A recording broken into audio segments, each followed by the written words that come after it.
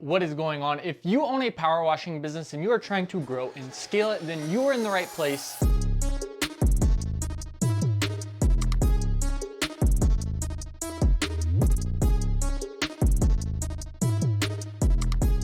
Today, what I actually want to cover is 3 reasons why you should not get into commercial power washing, especially if you're in the early stages of your power washing business. Now, I've talked to lots of power washing business owners at this point, and I always get this question, how do I get more commercial jobs? How do you land commercial jobs? How do you get in with commercial, like the same question over and over again.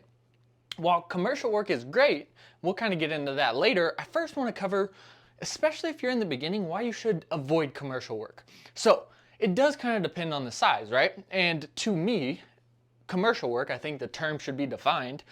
Commercial work is large commercial stuff, right? So you're looking at more so of the hospitals, universities, large office buildings, things like that. Not necessarily like more of a storefront where it's like a small restaurant or a legit storefront or something like that, right? So a big difference there.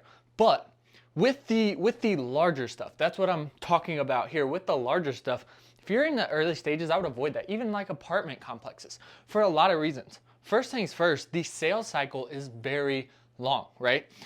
Think about like a mom and pop, storefront. You can walk right in, talk to the owner, and have a decision like immediately.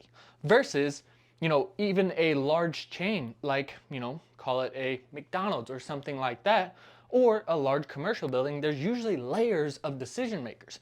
So not only do you have to get to the right person to talk to in the first place, from there, then they may have to send it up the chain to actually get approval for work, right? It's a huge pain in the butt and it takes a long time. It's a long sales cycle. So that's the first reason I would avoid it. If you're in the early stages, you need to make money.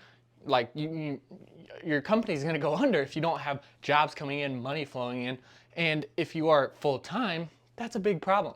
So again, long sales cycle for most commercial stuff, unless you're looking at like small mom and pop stuff. Secondly, the actual work it can take a really long time, especially if you're by yourself, owner operator, and you land an apartment complex. Well, it could take you 2 weeks to get it done, even with great equipment. Do you think that company is going to, the owners or the property managers are going to want you on their property for 2 weeks cleaning around versus hiring a company that has crews that can come in a few days, maybe a week, and get everything knocked out in a much shorter period of time, right? Whereas again, on the smaller stuff, by yourself, you can still knock that out. So if you are, again, in the early stages and you want that commercial stuff, start smaller or start with residential. Because you don't always have the manpower or the resources to get it done in a time-efficient manner. And with commercial clients, you will find that is one thing they care about, because typically, if you're there, you might be interrupting the flow of their normal business. So they want you in and out as quickly as possible. So on those larger jobs, you're gonna have trouble by yourself actually getting that done. So that's something to be mindful of. And then lastly, it takes a while to get paid.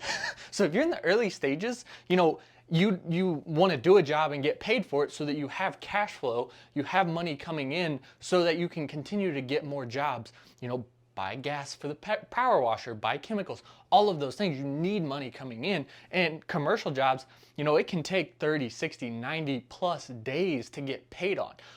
One of the largest commercial jobs that we did, it actually took, I think it was 5 months. They had some stuff happened. It took 5 months for us to get paid. So for 5 months, we spent about a month in total on that one property, got everything done that month, had to pay overtime to get it done, and then had to basically float all of those bills for 5 months before we actually got paid for that.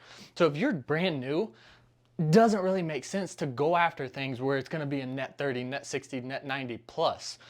Granted, the original terms were not 5 months, so there was a little bit of a late fee there, but we still had to front the bill until that point. So that's just something to consider. So again, to recap, the 3 things. For one, getting to the right person with commercial stuff, large commercial, not mom and pop small stuff, but like actual commercial buildings, typically is a long sales cycle, so it takes a lot of time to do.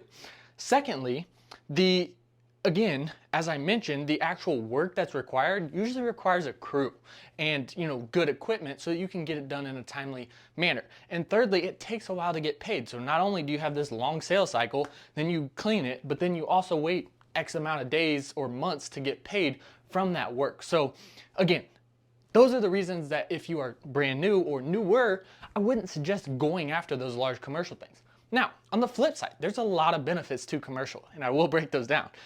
Obviously it's a larger ticket, so you can, come in and stay on one job site for an extended period of time and get paid a lot more than you could at a smaller commercial building or a residential building. So there is that. On top of that, a lot of them are recurring. You get that contract where you're coming back once a year, twice a year. A lot of ours, we would come back 4 times a year. We were doing some different services like window cleaning and stuff like that, which is a great add-on, FYI. But yeah, so there's those benefits. And then also, once you get in with one, it's so much easier to get in with others because it's all about networking, right? They know each other, they talk to each other. So once you get in with one, it makes it a lot easier to get in with more.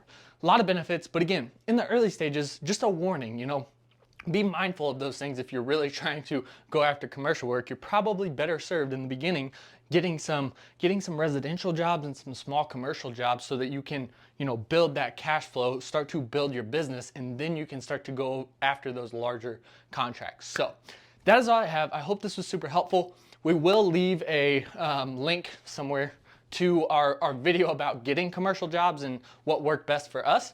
And that is large commercial stuff. But other than that, please subscribe if you did find this valuable. We'll be putting out more videos. Don't want you to miss those. And as always, we'll leave some stuff down for you in the description. So check that out. But other than that, we'll see you in the next one.